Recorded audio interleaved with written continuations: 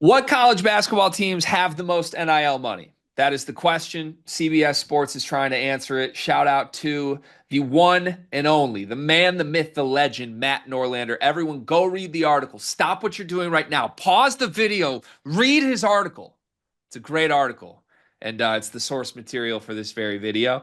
But I want to talk through some of these teams that Norlander has reported have money because this is the most public confirmation that anyone, to my knowledge, has put into the internet that speaks to what teams' budgets are. He's got a list of schools that are spending around $10 million. dollars. And then I also saw a secondary list of schools that have roughly an $8 million budget. You add it together, and it's 24 teams. So this is presumably the top 24 highest spending NIL paying teams this offseason. Let's start with the $10 million club. Again, shout out to Norlander, CBS Sports. Go read the article.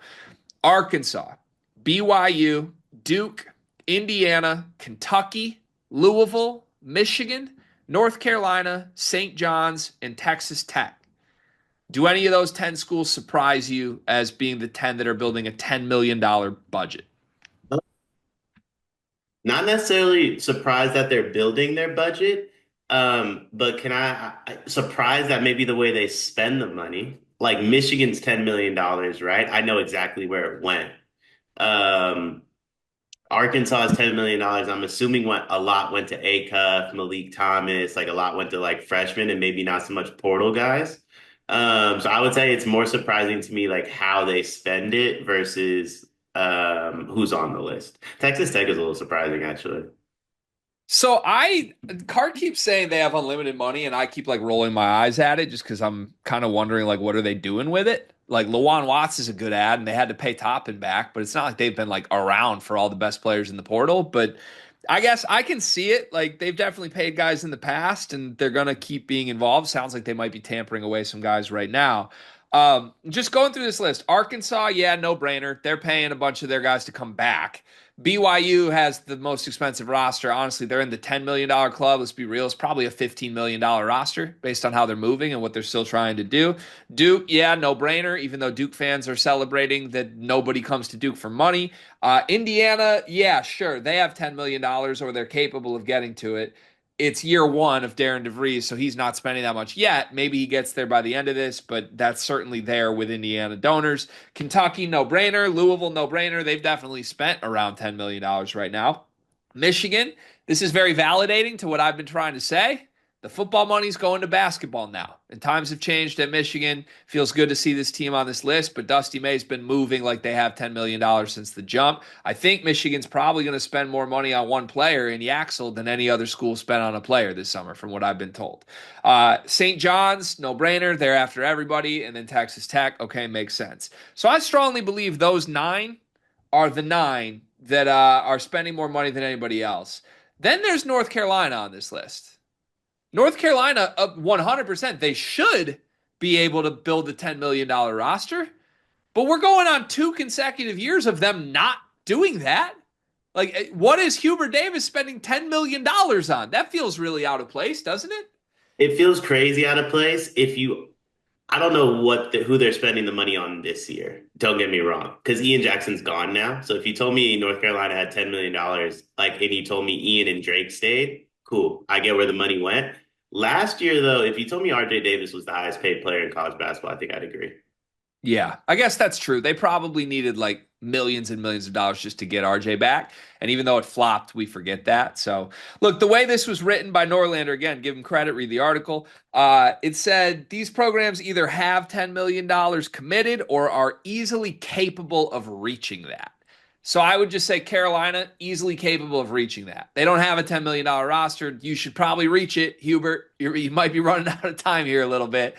The other nine are moving like they either have already reached it or are going to reach it in the very near future. Here's where this gets interesting. There's a second group, and Norlander calls this a group that's hitting at least a hearty 8 million if required.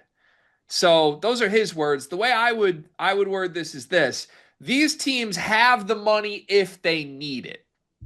They're not necessarily moving like they want to spend $15 million on a roster, but they have the money if they need it, and it's probably going to total around $8 million. A lot of these schools make a ton of sense, and a year ago would have been in the $10 million group.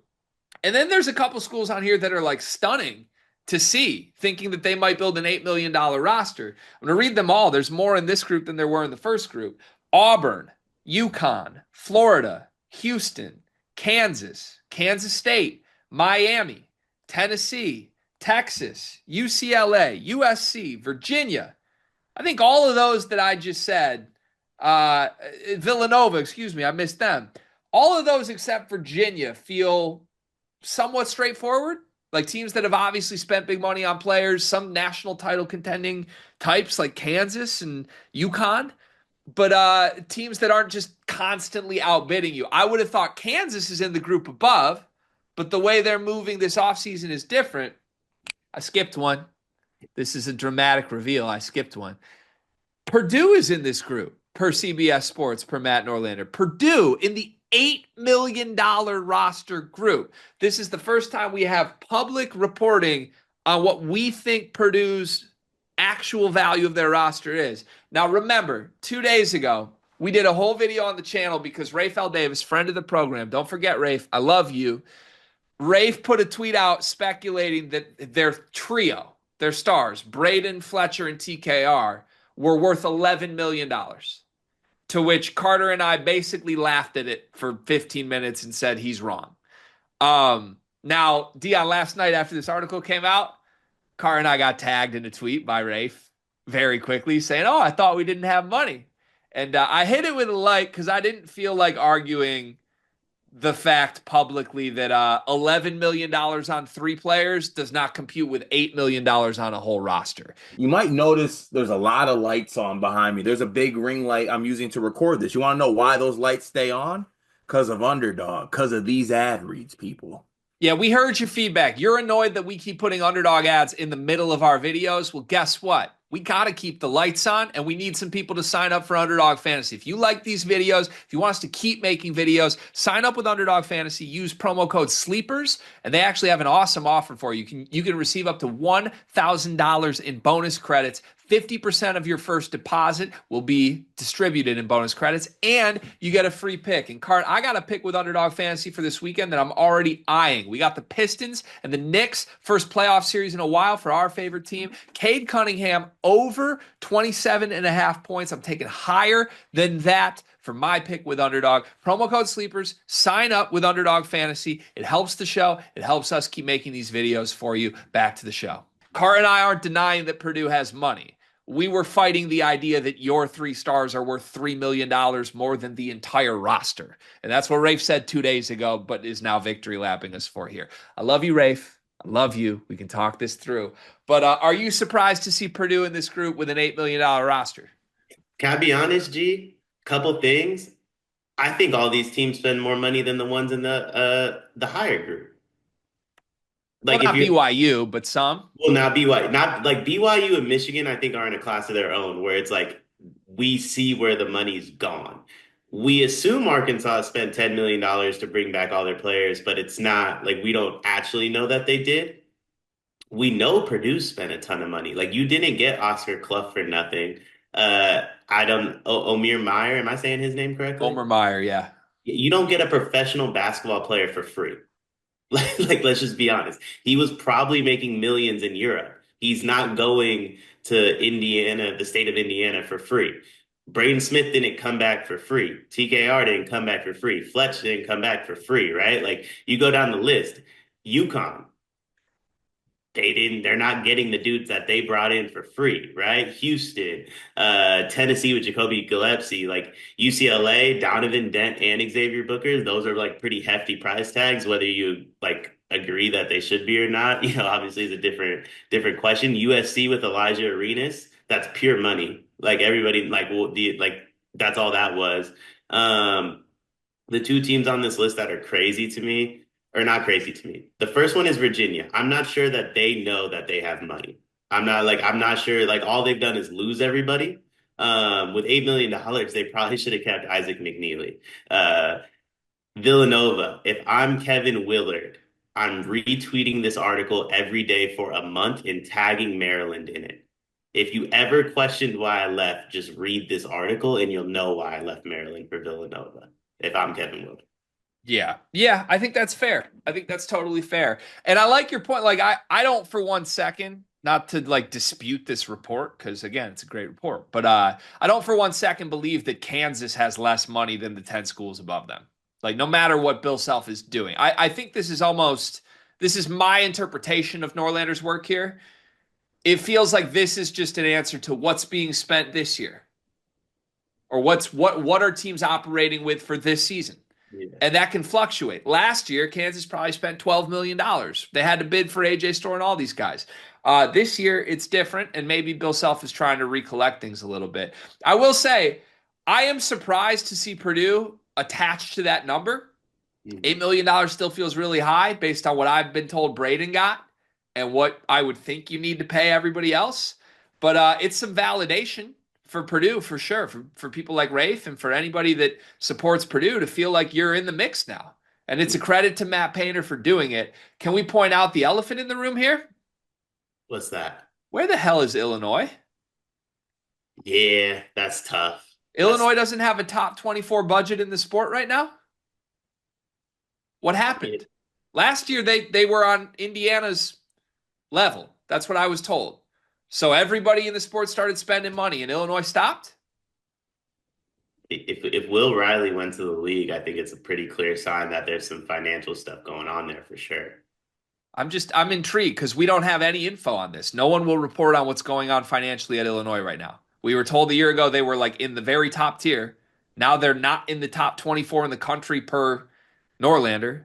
The way they're moving doesn't indicate to me they're spending big. But last year you didn't get the Europeans without spending. Yeah.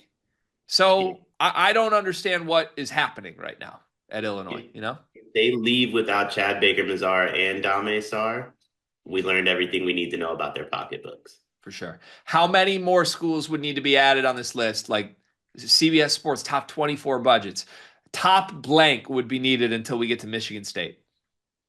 So here's the thing. I think Michigan State has the money that the first group has. They do.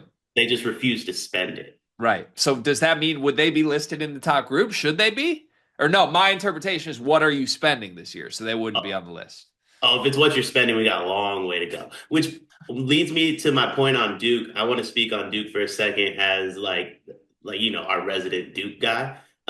We haven't spent anything in NIL. I want to get that right out there.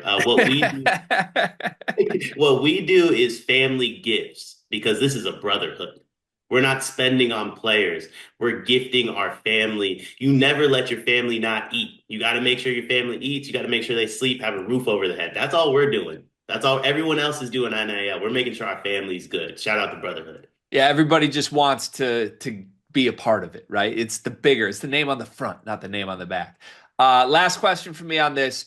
Is this all going to crash at some point? No, because I don't think they're making enough money. I've been adamant. Like the more this portal goes on, I think there's a higher argument that there's just not enough money, let alone like not more so than too much. Here's my argument. There's going to be at least a dip, if not a crash. Bill Self going from the biggest spender to one off season later, I'm in the second tier. I think is going to happen to every other school that asserts themselves up to the top tier. I think Bill Self is basically a year ahead of this entire game. And if Bill Self's approach to this is after 1 year of doing it, hey, that sucked. I didn't get any ROI on that. And donors are pissed. I think we're going to see that happen. Because guess what? One team wins the national championship, Dion. It's probably not going to be the team that spends the most money. So if you're BYU, obviously you got a lot of money. If you have an underwhelming year, if AJ DeBanza loses in the first round, do you have the money next year? I think a lot of these are going to crash. I think my argument would be to it. So, like, let's say the first group loses BYU. Let me look at this group. I could see BYU, Arkansas, Louisville dropping from the first group to the second group. I could see Texas, USC, UCLA going to the first group, though. Like, I think I think you'll always have 10 teams that are spending $10 million. I don't think it'll be the same 10 teams every year, though. I kind of view it like the NBA luxury tax. You're always going to have teams that dip into it, but it might be different teams year in and year out. And if you view it as through the professional sports lens, salary caps only go up. Yeah. So you play 10 years too early, 10 years later, you would be making hundreds of millions more. So we'll see where this goes, but interesting reporting. Thank you to Matt Norlander at CBS Sports. Go read the article if you want the full details.